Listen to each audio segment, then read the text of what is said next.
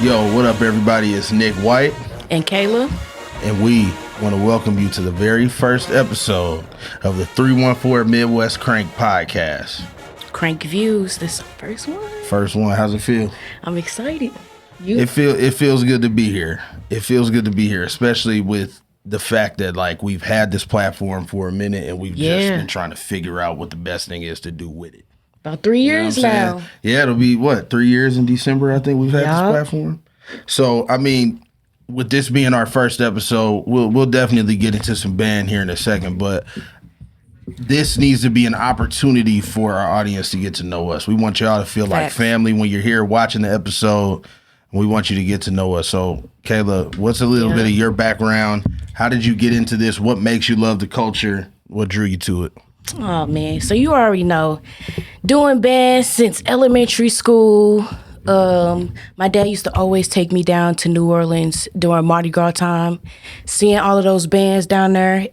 Best thing ever is seeing the battle of the bands when two bands is in the street battling head to head. Like, that's the best thing ever. That's what made me fall in love with literally like the Southern HBCU South band culture. Like that was it for me. Then of course, going on to high school, concert band, guard, dancing, all of that, all the way up into college.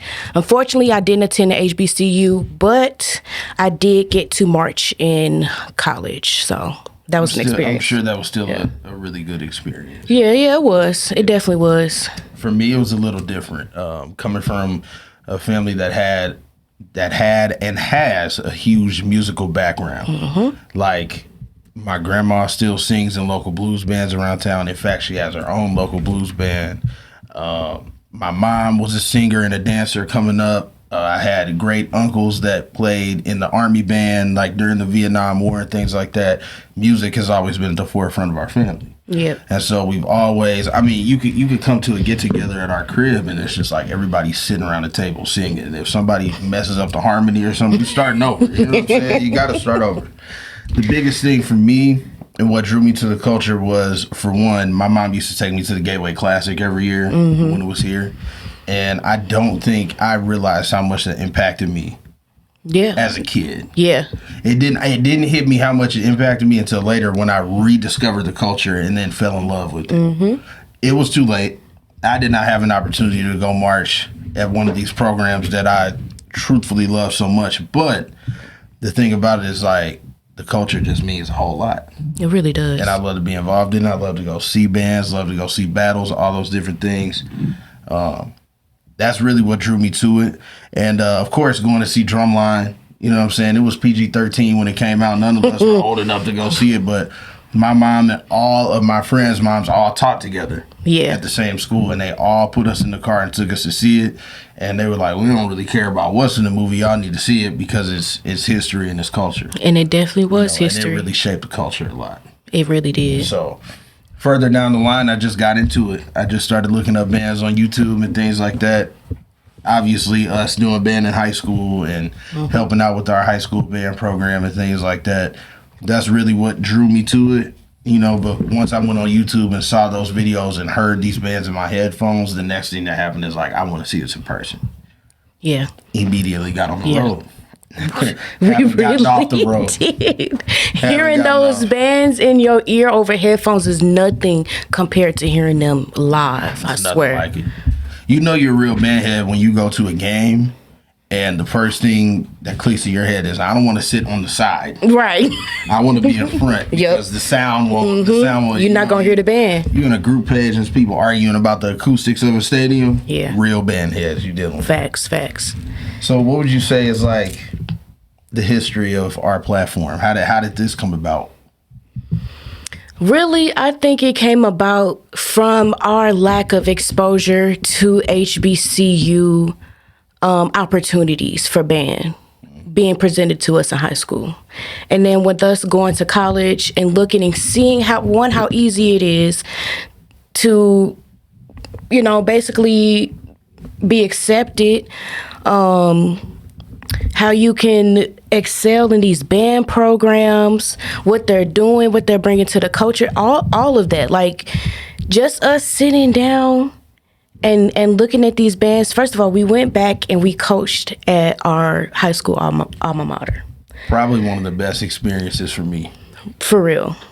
And seeing the passion that those kids had, and just knowing that there was an opportunity missed with our generation, I wanted to basically make that bridge, make that connection, make sure that kids in the Midwest had information, opportunity, scholarships, anything that they didn't have access to like we did. Yeah. So we, like, when it came to this platform, we really saw a need for it. Yeah. There was nothing in the Lou going on at like all. This. And so we saw the need for it, and we hopped in before anybody else could. And, like, the biggest thing for us is, like, we did a college fair. Yeah, at, we did. Diva University. That was a good turnout. Shout out to Coach Corey. Shout out to Diva University for having us there. Yes, she took a chance on us. And our biggest thing was we had that spreadsheet set up, and we wanted any kids that came up looking for any information about any Black collegiate program, that we wanted them to give us their contact, give us your email, give us your phone number. Yep. We will take our knowledge and go home and find out what we can find out for you. Yep. And put you in contact with the right person. Facts. Because we don't want you to miss that opportunity. Facts. Our whole first year was getting in contact with different schools and letting them know that, hey, we here. Hey, we can push out your information. We could push out admissions. We could push out audition. We could push out scholarships. We were just in emails, inboxes. We made that first year was a grind. We made a name for ourselves within the college community for the professors and everything like that. So they're on the lookout. They're looking for kids. They're really looking for kids to fill their program. And it worked because we eventually had high school musicians reaching out and looking for information. They couldn't find anything. Facts. And that was probably the most fulfilling part of it. And, you know, something that we're still doing, and we haven't had a whole lot of students contact us looking for recruitment information lately. But the thing is that it's always there. We're always going to stay up with it, you know, make sure people that, you know, can get filled in on these different types of things. And, like, I remember we had something special when we first started this platform, and Kentucky State and Alabama A&M were the first two schools to, like, a lot of schools tapped in with us, but those two schools really tapped in. Not just the directors, but the students, the band kids as well. Like, kids that were any live, any live that we was on, it was always Kentucky State and A&M band kids on there supporting us. So shout out to them for real. And they still rock with us now. Yeah, we appreciate y'all for being loyal and messing with us, because if you can't tell, if you've been following the platform for the last almost 3 years now, you'll see that it's kind of gone in different directions if you go back and look at everything. Trying to find our way. Just trying to find our way. And the biggest thing was we used to do those Instagram lives, which they may have not been like the best of quality, but the conversations were the best. You know what I'm saying? In terms of the things that we were able to talk about, the pushing the culture, getting the experience. You know what I'm saying? It was easy for people to just hop on and tap in with an episode. But the biggest thing was, like, we knew we needed to push this to another level. Yeah. And we live in St. Louis, so no, we can't get on the road every single weekend and drive 8 hours. Yeah, we can't be at a dance competition Friday night, a battle Saturday, and then a classic football game, whatever, on Sunday, and come back home like nothing happened. It just wasn't feasible for us. Yeah. And we tapped in with a lot of the content creators in the band world and things like that. And shout out to y'all. You all are doing your thing. But unfortunately, we were met with a lot of resistance. You know what I'm saying? Not a lot of people wanted to help us, and that's fine, because now it's our turn. Facts. Because now we got this podcast, and that's what we're going to do. Making our own way. Making our own way. There's not a real podcast doing it like we're going to do it, and this is why it's special if you're here for episode 1, because we want y'all to go look back on this in about a year or so, see where we at. Yep. I just had to talk my shit a little bit right there. We gotta lay it. We gotta lay all things out there. This podcast is for all the things we couldn't say on Instagram, YouTube, Twitter, TikTok. No, we speaking facts. And the biggest thing is, like, we love the culture. We didn't attend these schools, but the thing is like, it feels like this is a community that we belong to and this is our contribution. Right. You know what I'm saying? And that's what I'm so excited about with this whole thing is the fact that like we can tap in to the community in a completely different way. So with that being said, in terms of what the culture has done for us, it's helped us start this platform. Yep.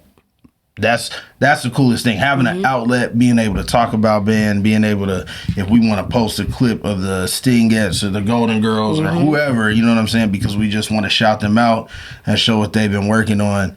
We can do that. Yep. You know what I'm saying? We can cover all these things. We eventually want to take this show on the road. We're going to be a lot of games this fall. It's just it's a lot coming up for the platform. Yeah, it really is. It's a lot coming up. It really is. I would say this not just the podcast, but Midwest Crank has really inspired me to get out there and start coaching again. Because we coach. Coaching, Cayla. Oh, I've been coaching elementary guard, track and field. So I've been doing my thing. It's actually kind of fulfilling being out there with the kids, seeing them literally from having them at our first practice and then seeing them at the last practice or their last game and their last performance, and just seeing them grow, seeing their excitement and their tenacity and doing things. Like nowadays, it's hard to find kids that are passionate about things. So for these handfuls of kids to come out every day to practice and do their best, it's giving me something to work for. And the cool thing about it is like the HBCU band community, and this is for all the real band heads out there, because you're looking at two real band heads sitting here at the table. Yeah. The biggest thing is like the community is popping right now. The community is going up right now, but I still see ways that it can be pushed even further.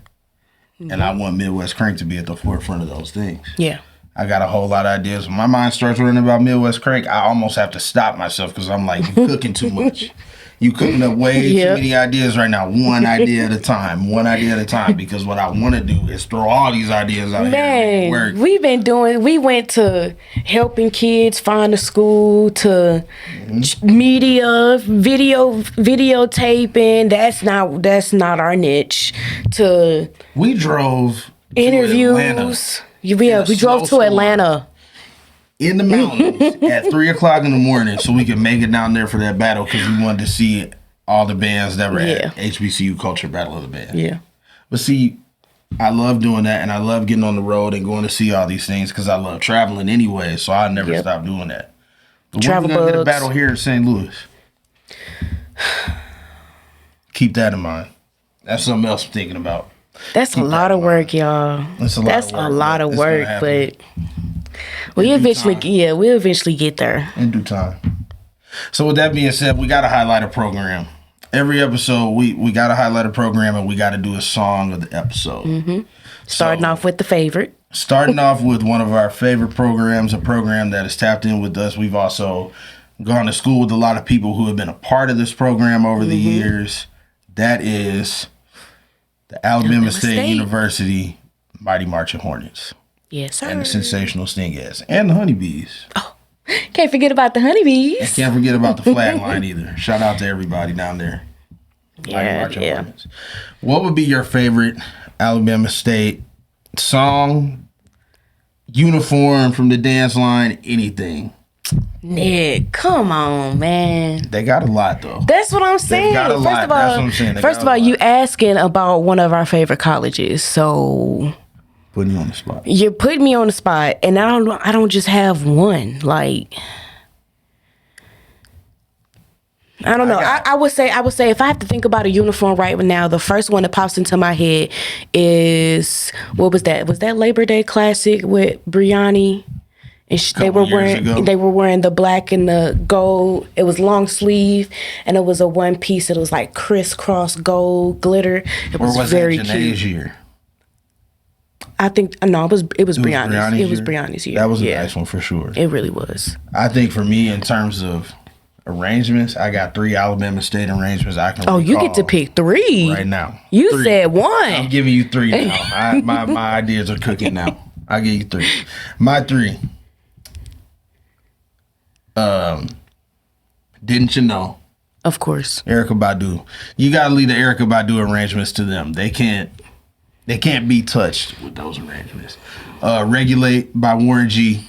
When they played that was cranking. Tuba line cranking, the whole thing cranking. Needed to hear it in the stadium. And then my third one would honestly be Ho-Check. Okay. Every time they play that. Like, that's a staple. When you go to the game, you got to hear it. Oh, but I think that Alicorn has the best Ho-Check. Really? Yeah. We could ruffle some feathers with that one. But that's a good one, though. That's why I said it softly. That's a good take. That's a good take. I do like their version of Ho-Check. So we got to play the song of the week. So the song of the week is going to be the clip that I just talked about, Didn't You Know, by Erykah Badu.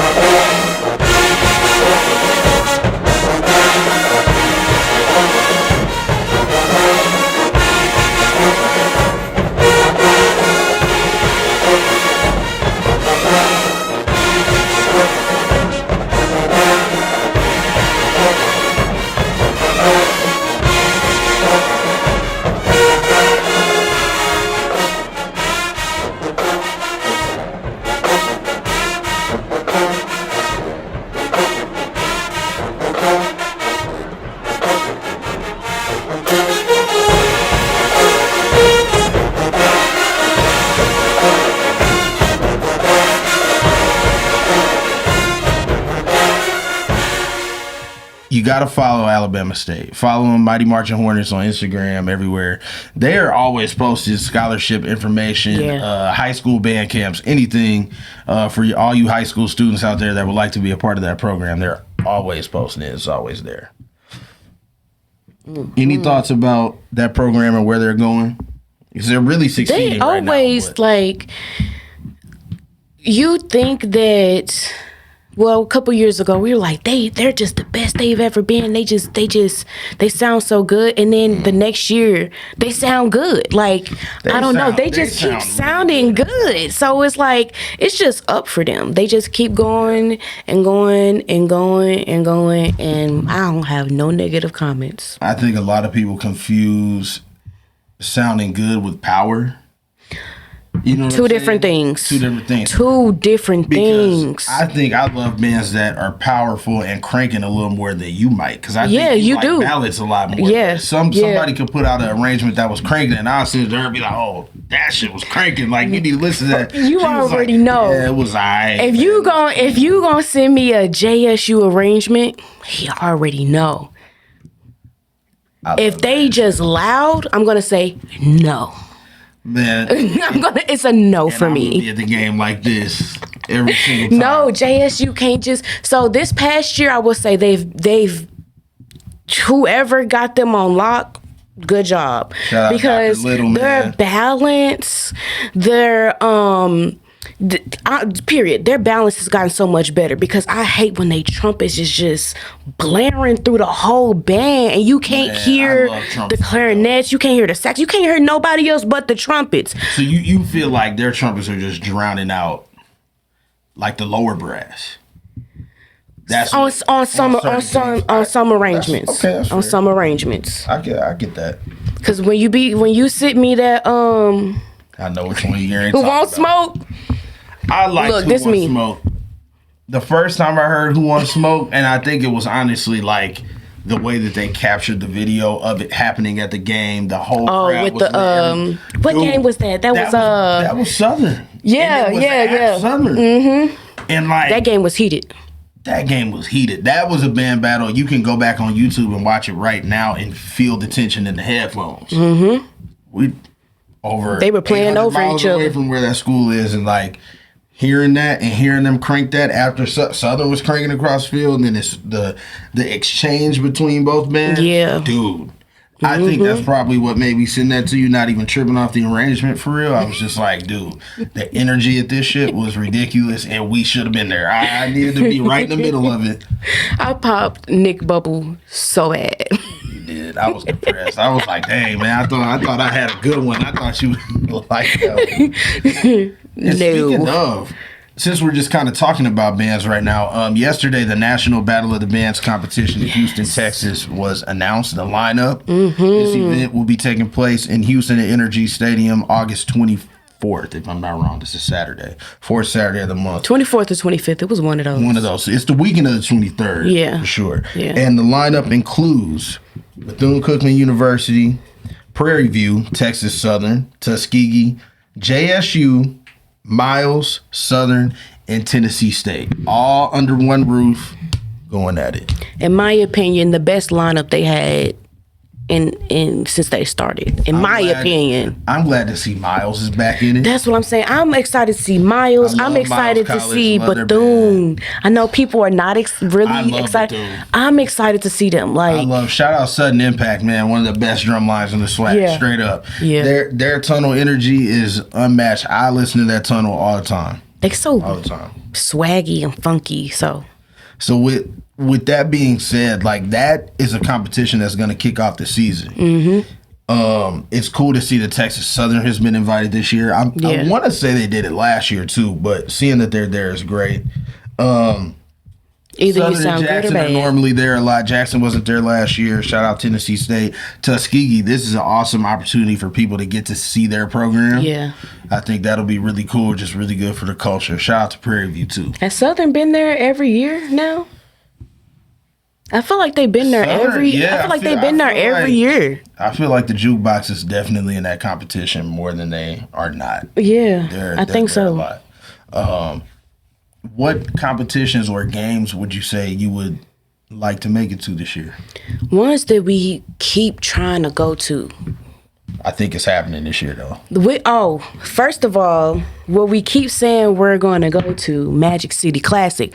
We are going to Magic City Classic this year. If we don't do any other classic, it's Magic City. Yeah. Okay? We got to see A&M and State in the same stadium. Yeah.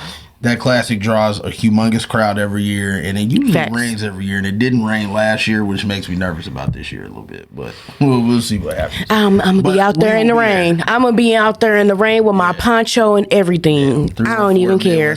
We'll be at Magic City Classic this year.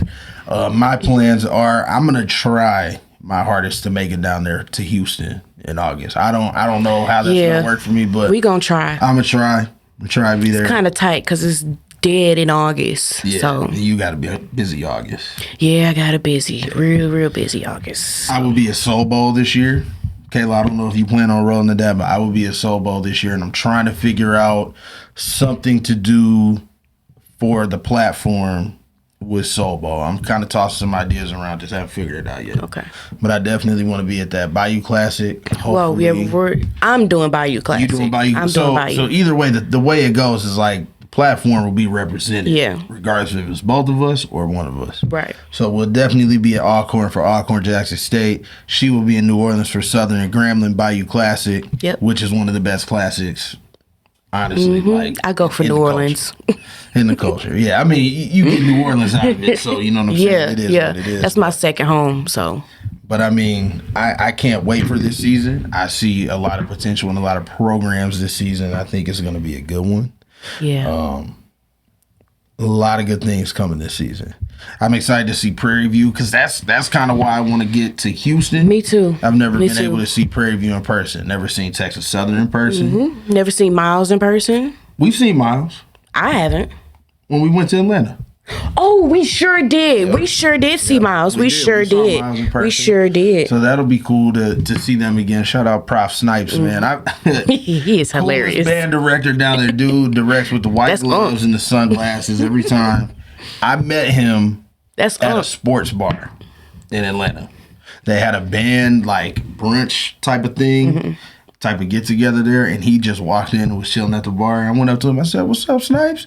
Shook my hand. We sat there and talked band for a while, and then afterwards, by the end of it, he was like, "I still need some tubas. Let me know who you know."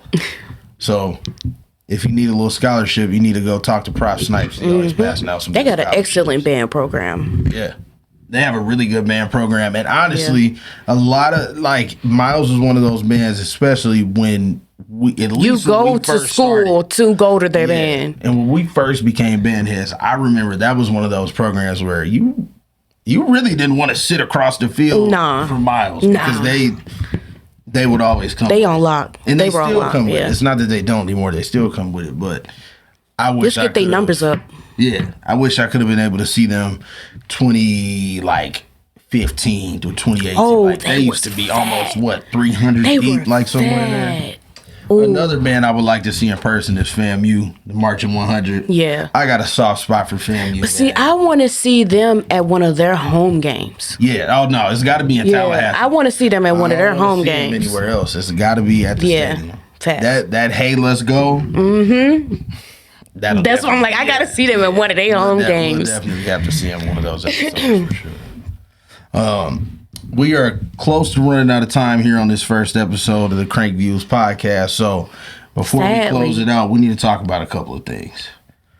We need y'all to subscribe to us. Facts. Follow us. The link tree is in our bio. We need y'all following us everywhere. Instagram, TikTok, Facebook. Yeah. Need to follow us everywhere so you can stay in tune with what we have coming up. YouTube. YouTube is the big one. Yeah. Make sure you watch the visual. Make sure you hit us on Spotify and Apple Podcasts. This will be on those platforms as well. Shout out to my boy Moneybag Lou making us look and sound good on the camera. Any closing thoughts? Anything you got? Any upcoming ideas? Anything you think we should do with the platform?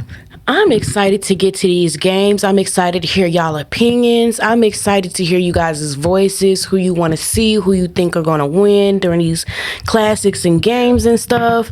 That's really what I'm excited for. I'm excited to hear y'all voices. Yeah. So once again, like, we want y'all to feel like you're a part of a family. Yeah. Come watch the show. We don't want y'all to just watch us. We want you all to know who we are. Yep. Feel who we are. Interact. You know, it needs to be like a family connection type of thing, man. Fact. That's a big thing with this platform and what we plan on doing with this platform. So with that being said, we're going to close it out for this first episode. My name is Nick.